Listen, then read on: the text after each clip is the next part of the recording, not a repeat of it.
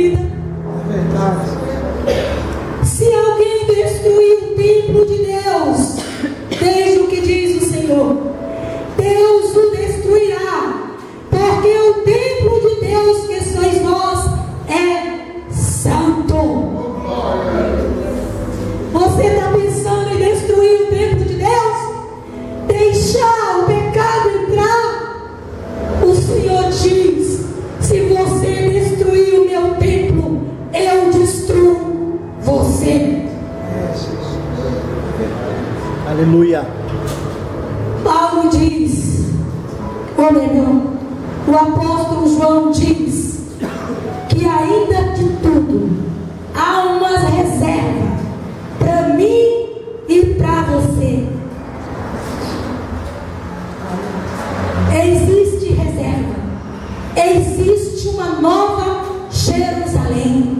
Lá em Apocalipse 21 e diz: e levou-me em espírito a um grande alto monte e mostrou-me a grande cidade, a santa Jerusalém, que de Deus descia do céu, e tinha a glória de Deus, e sua luz era semelhante a uma pedra preciosíssima, como a pedra de jaspe, como um cristal resplandecente. Aleluia. Além de você ser a Jerusalém de Deus aqui na terra, ainda existe uma Jerusalém reservada para mim e para você nos céus, que você e eu iremos habitar, se tão somente você conservar essa Jerusalém que é você, como templo, como morada de Deus. Aleluia. Suas portas não podem estar queimadas, tem que ser reconstruídas. Cada porta que foi queimada precisa ser reconstruída.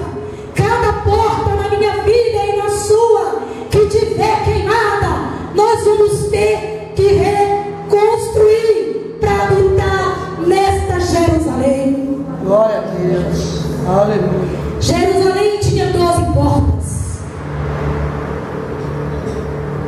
Mas você, como templo de Deus, como cidade de Deus, você tem 5 portas que você tem que cuidar.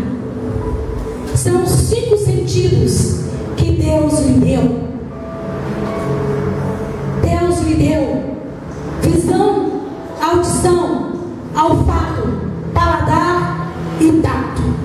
E essas são as portas que o inimigo vai tentar entrar na sua vida e tenta todos os dias entrar na minha vida através da nossa visão. O inimigo tem feito grande estrago desde o início da palavra de Deus. Quando o inimigo quis destruir aquilo que Deus tinha criado para que fosse eterno, ele chamou Eva e mostrou ela a árvore do conhecimento, a árvore da vida e a árvore do conhecimento do bem e do mal. Olhou para Eva e disse: coma dessa árvore do conhecimento do bem e do mal. Eva estava todos os dias no jardim, ela passeava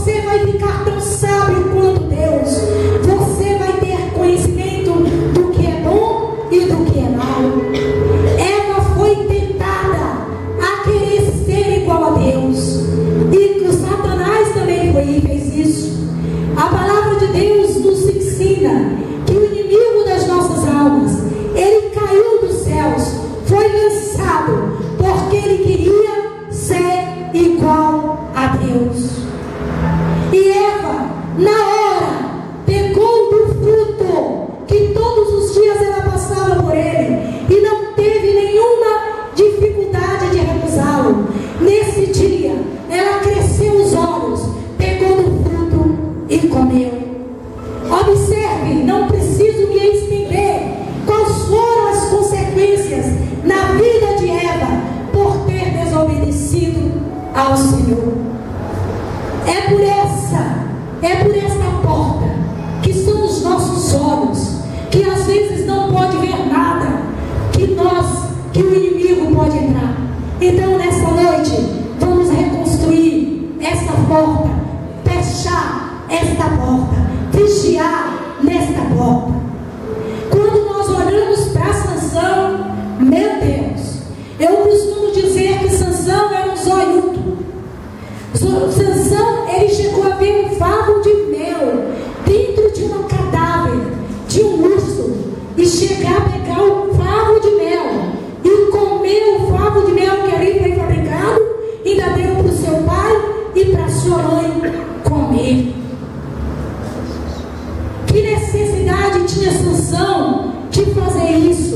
Ele sabia que nem cadáver ele podia tocar, porque ele ficaria imundo, mas os olhos foi maior, ele desejou e comeu. Além de pecar, ainda fez seus pais pecarem. Ele olha para uma mulher, por ser muito bonita, se apaixona loucamente e esquece que ele teria que casar com as mulheres que eram da sua descendência, e casou com mulher estrangeira, causando um grande estrago em sua vida. O que fez aconteceu com Sansão foi lhe arrancar dos olhos, porque ele não fechou os olhos para aquilo que ele devia fechar. Ele simplesmente abriu os olhos. E eu te digo que Sansão viu a Deus quando ficou cego, que quando ele tinha os olhos bons, ele era doido para olhar para tudo que não devia. Quando ele cegou na escuridão do cárcere e sem os seus olhos, ele disse: agora eu posso ver a Deus. Glória a Deus. Eu espero que Deus não precise cegar os meus olhos e cegar os teus olhos, para que você possa ver a Deus. Aleluia.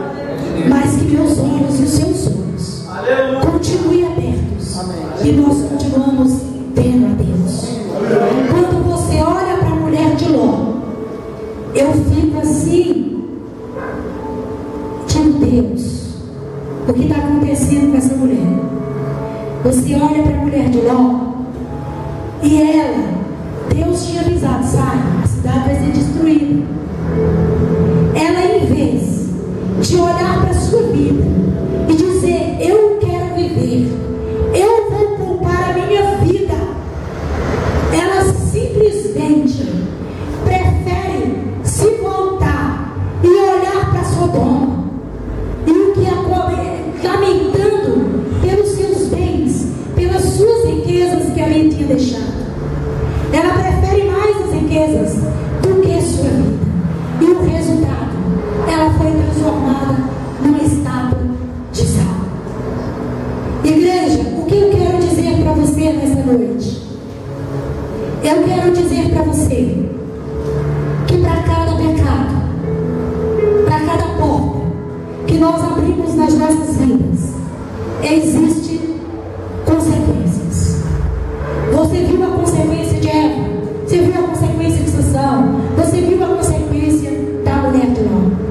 Então nesta noite nós vamos vigiar, vamos estar como essa porta que é lida nesta noite, a porta da guarda, que ali existia guardas vigiando para cuidar da cidade. Vamos vigiar em oração, vamos vigiar, porque para que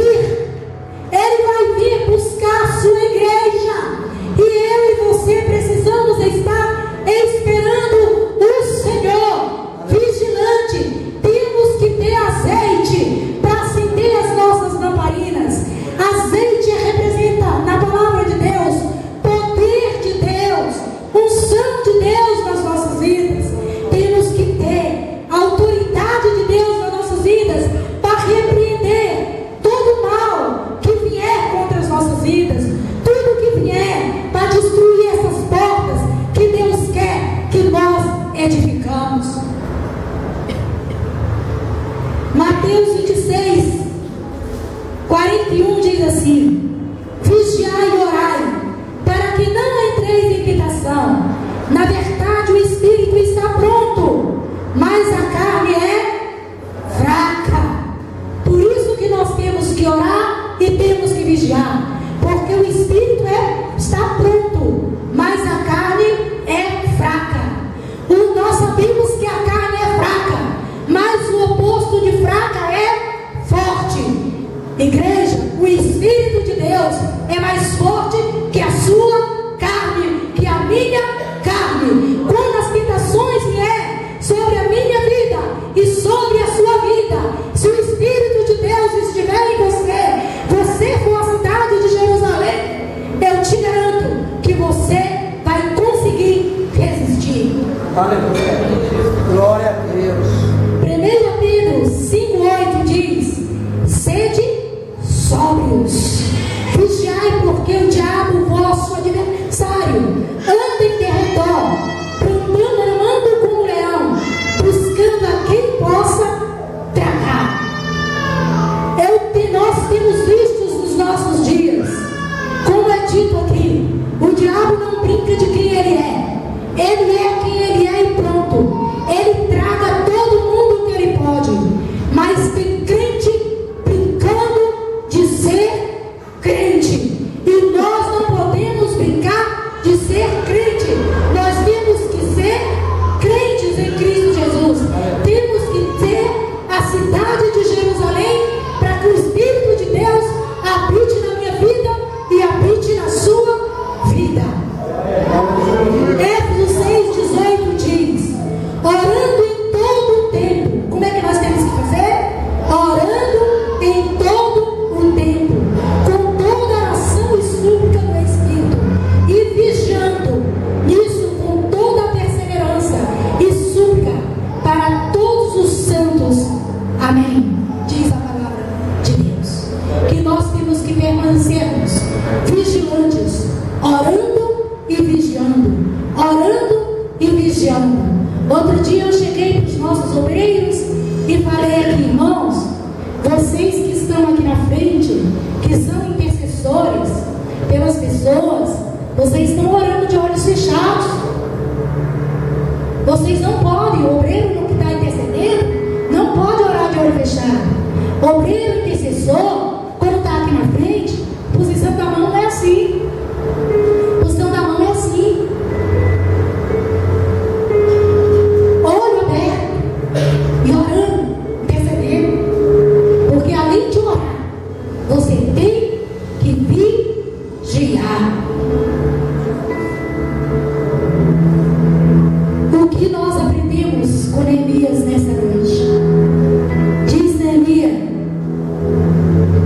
Neemias 4, 8 e 9 diz assim: e ligaram-se entre si todos, eles e todos, era Tobias, Sanbalate, os árabes, os amons e os adotes, esse povo aqui, para virem guerrear contra Jerusalém e para os desviarem do seu intento. Porém nós oramos ao nosso Deus e pusemos uma guarda contra eles de dia e de noite por causa deles. Eu aprendo com Jeremias, quando você lê o versículo 4, o estado que se encontrava a cidade. O povo reconstruíram aquelas cidades e ergueram aquelas portas em 52 dias. Além de terem de trabalhar de dia e de noite. Se você ler o capítulo 4, você vai entender que eles não trocavam de roupa de noite. À noite eles continuavam com as mesmas roupas, e com as espadas, e com as suas armas na mão. Eles trabalharam dia e noite, vigiando para que o inimigo não ganhasse a causa. Eles edificaram uma cidade, levantaram suas portas em 52 dias e enfrentaram guerra. Eles estavam armados, prontos para enfrentar o inimigo que viesse tirar deles a sua cidade.